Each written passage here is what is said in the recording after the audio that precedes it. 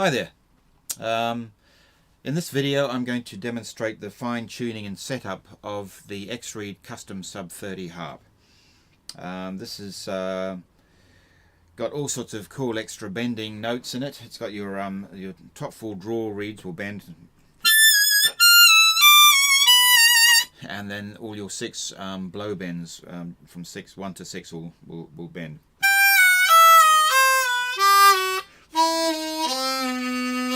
So basically you've got all this cool extra bending potential, but to get the most out of it you need to set the harp up in a good way, and in a way that suits your playing style, because we all play slightly differently.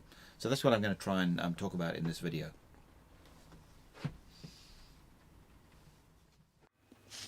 Okay, we're going to deal with the two models that we produce, the X-Reed SUB30. This is the one with the BMH30 comb from Blue Moon Harmonicas. It's kind of a traditional sandwich style. And this is the one from Blue X Labs, the Blue X Lab Power Ultra comb. And this is this particular one is black aluminium. For simplicity's sake, let's just stick with the BMH30 comb. Okay, now there's 3 sets of reeds on your SUB30 harp, the stock one or the X-Reed harp. Your active blow reeds, your active draw reeds, and what we call the X-Reeds. Now the X-Reeds have been called enabler reeds, sympathetic reeds, responder reeds, but we call them the just X-Reeds for short. They're the extra reeds in the harp, and they give the harp a kind of an X factor. So we just call them the X-Reeds. We'll kind of come to them in a wee while. Now, the most obvious thing that sets the X-Reed custom harp apart from the stock SUB30 is the OverValve plate. It's this thing here, this kind of slightly pinkish plate that's, you can see, is screwed onto the top of the top reed plate with the 4 of the existing reed plate screws, and then 3 tiny little extra screws just there. So we're now going to be dealing with adjusting the harp while the OverValve plate is on. So let's start with the blow reeds. Now these are the reeds you can see in the bottom 6 holes here. They are on the upper reed plate, and they're the ones that just like on a standard harp, they're the ones facing away from you that are sitting inside the harp. So if you want to adjust them, basically you adjust them in the same way as a normal harp. For instance, say number 2 blow, if I want to tune it, I just put a probe in there. If I want to raise the pitch, you can use a kind of a electric grinder like that, or you can use a file. If you want to raise the pitch, you grind there or scratch there. If you want to lower the pitch, you scratch at the base of the reed. It's just the same as a normal blow reed. The same thing goes with setting the gap. Everyone blows a little bit differently. If you're a hard blower, you'll want a bigger gap than someone who's a soft blower. So for instance, if I push this gap up a wee bit, the harp should now make a noise if I blow very lightly. But if I blow hard, it won't sound for me. So basically the gap is a little bit too small for a hard blow, you know, the kind of blowing that I would use. So I push it down slightly, and now if I blow it,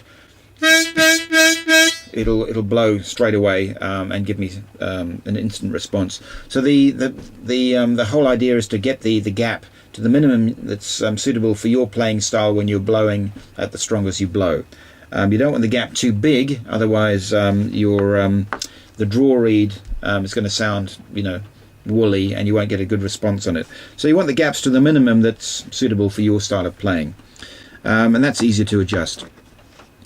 Okay, so that's the lower 6 blow reeds. That you can adjust them that way. Now, on a normal harp, all your blow reeds are on the upper reed plate there, but on the X-Reed harp, on the SUB30 harp, I should say, the upper blow reeds are these babies here underneath the these little black valves.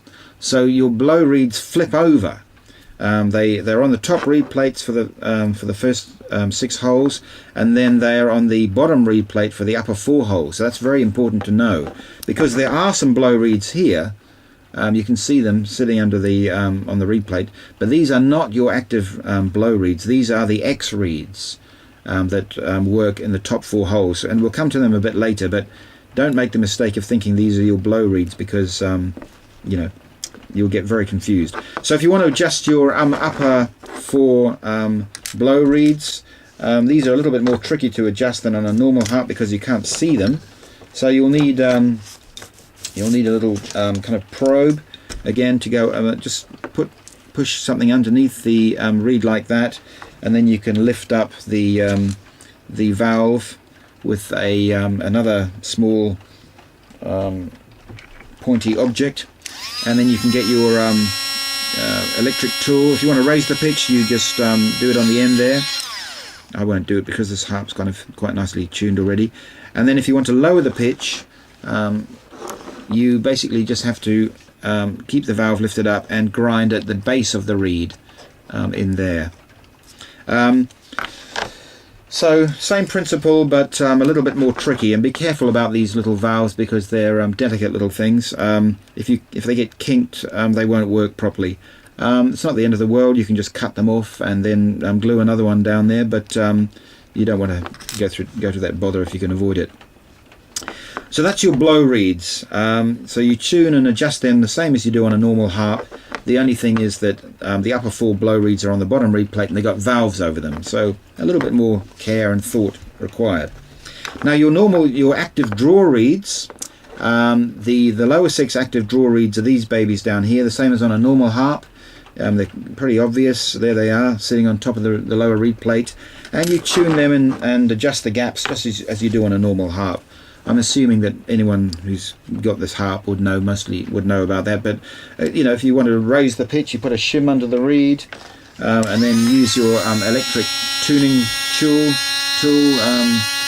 like that to raise the pitch, or at the base to lower the pitch. Or you can use you know, you can even use the end of a knife to scrape the reed, or scrape it there, or you can use your favorite tuning tool. But anyway, they're all there, and you just set the gaps the way you do on a normal harp. You don't want to set these things like as you were for an overblow harp.